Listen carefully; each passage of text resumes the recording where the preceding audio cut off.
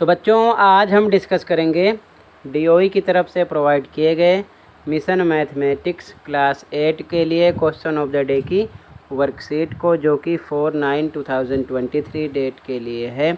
इससे पहले कि सभी वर्कशीट और असेसमेंट का सॉल्यूशन अपलोड है, अगर आपने नहीं देखा तो कमेंट में लिंक मिल जाएगी, ओपन करके दोनों मीडियम में देख सकते हो, तो देख लेना। क्वेश्चन को स्टार्ट करते हैं। क्वेश्चन है, ध्यान से देखना।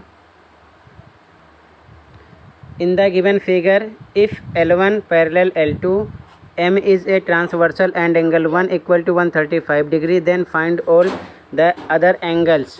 दी गई आकृति में यदि L1 समांतर L2 है, M एक तिर्यक रेखा है तथा एंगल 1 बराबर 135 है, तो अन्य सभी कोण ज्ञात कीजिए। यानी 1 2 3 4 5 6 7 8 सब हमको यहाँ पर निकालने हैं। डायग्राम आप देख सकते हो, ठीक है। तो सॉल्यूशन देखो ध्यान से, ताकि समझ में आ जाए, किसी प्रकार का डाउट ना रहे। ओके, आंसर देखो, हिंदी में लिखो, दिया है, इंग्लिश में गिवन।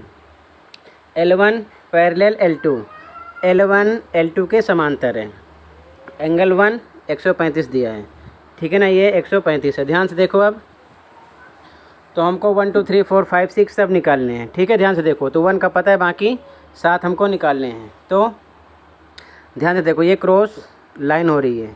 जब भी ऐसी लाइन होती है, ये एंगल इसके इक्वल होता है, ये वाला इसके इक्वल होता है। क्यों? शीर्षाभिमुख कोण होते हैं, यानी कि वर्टिकली अपोजिट एंगल, ठीक है। तो ध्यान से देखो, ये कंडीशन यहाँ पर लगा दो, इस पर अभी आप फोकस करो। ये एंगल 1 है आपका, तो ये किसके इक्वल होगा? एंगल 3 के। समझ गए? लिखो यहाँ पर एंगल 1 इक्वल टू एंगल 3।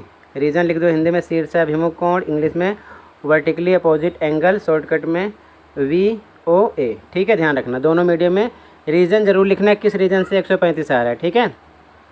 तो जब एंगल 1 135 है, तो एंगल 3 भी 135 आ जाएगा, ठीक है। अब देखो ध्यान से, 1 का पता था, 3 का पता चल गया। अब फिर से देखो ध्यान से, जो एंगल 3 है, ये एंगल जो 3 है, ध्यान से देखो, जब जेड जैसी आकृति हो, कैसी आकृति हो? जेड जैसी। तो देखो जेड जैसी आकृति है ना, तो ये अंतः एकांतर कोण होते हैं, ये भी एक दूसरे के बराबर होते हैं। तो ध्यान से देखो, ये जेड जैसी आकृति है, एंगल 3 इक्वल हो गए एंगल 5 का, यहाँ पर लिख दिया। और रीजन लिख दो अंतः एकांतर कोण, इंग्लिश में, सॉरी हिंदी में, और इंग्लिश में लिखो अल्टरनेट इंटीरियर एंगल। समझ गए ना? हिंदी में लिखो अंतः एकांतर कोण, इंग्लिश में अल्टरनेट इंटीरियर एंगल, AIA, ठीक है। शॉर्टकट में लिख लो। तो एंगल 5 भी आपको कितना मिल जाएगा? 3 के इक्वल 135, ठीक है ना। समझ गए? अब आगे देखो ध्यान से, इस लाइन पर फोकस करो, L1 पर। L1 पर ध्यान से देखना, ठीक है। L1 पर ये रैखिक युग्म है, यानी लीनियर पेयर है। तो 1 प्लस एंगल 2 180 के होगा, तो यहाँ पर लिख दिया एंगल 1 प्लस एंगल 2 बराबर 180 के कितना होगा? 180। और रीजन लिखो रैखिक युग्म, हिंदी में, इंग्लिश में लीनियर पेयर। तो एंगल 1 आपका कितना आया है? यहाँ पर 135 दिया है, लिख दिया 135 प्लस एंगल 2 बराबर 180। तो एंगल 2 बराबर 135, 180 की तरफ आएगा, माइनस का हो जाएगा, तो घटाने पर एंगल 2 आपको मिलेगा 45। अब ध्यान से देखो, एंगल 2 भी आपको पता चल गया, कितना आ गया? 45। तो ध्यान से देखो, एंगल 2 45 आ गया है। तो फिर से देखो ध्यान से, ये शीर्षाभिमुख है, एंगल 2 किसका? एंगल 4 का। तो ये एंगल 2 एंगल 4 का शीर्षाभिमुख हो जाएगा। तो यहाँ पर लिखेंगे एंगल 2 बराबर एंगल 4 के। क्यों? शीर्षाभिमुख कोण, ठीक है, क्योंकि क्रॉस लाइन बन रही है, एक दूसरे को कट कर रहे हैं। और इंग्लिश में लिख दो वर्टिकली अपोजिट एंगल। तो एंगल 2 45 आया, तो एंगल 4 भी आपका 45 आएगा, ठीक है। अब आगे देखो ध्यान से, इसके बाद में एंगल 4 आ गया। अब ध्यान से देखो, जो एंगल 4 है, चित्र पर पहचानो, जेड जैसी आकृति फिर से हो रही है, देखो जेड जैसी आकृति है ना ये। तो एंगल 4 ये है, ये एंगल 6, ये दोनों एक दूसरे के क्या होंगे? बराबर। क्यों?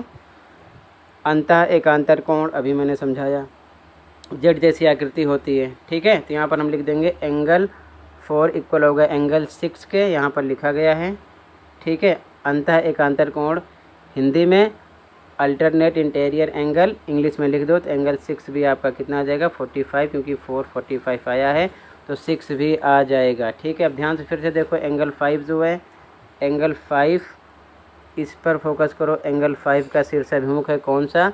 एंगल 7, है ना। तो एंगल 5 कितना आपका आया है? 135, तो 7 भी आ जाएगा 135, ठीक है।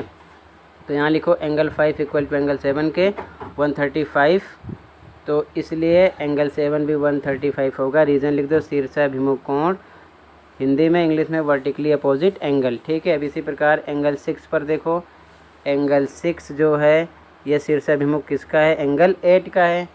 एंगल 6 शीर्षाभिमुख है एंगल 8 का, ध्यान रखना। तो यहाँ पर एंगल 6 आपने कितना निकाला, 45 है, तो ये 8 के इक्वल होगा। तो यहाँ पर लिखो angle 6 equal to angle 8 equal to 45, यानी कि एंगल 8 आपको मिलेगा 45। और रीज़न लिख दो हिंदी में, शीर्षाभिमुख कोण, इंग्लिश में वर्टिकली अपोजिट एंगल। तो सारे एंगल आ गए, एक हमको दिया गया था, ठीक है, बाकी 7 हमको निकालने थे। तो पहला, दूसरा, तीसरा, चौथा, पाँचवा, छठा, सातवां, ठीक है, बाकी एक दिया था, 8 हो गए, ठीक है। ये आपका आंसर हो जाएगा, ऐसे ही लिख लो। कहीं पर कोई डाउट है तो कमेंट कर सकते हो, ठीक है। आज की वीडियो में इतना ही था, मिलते हैं अगली वीडियो में। Thank you for watching this video and take care.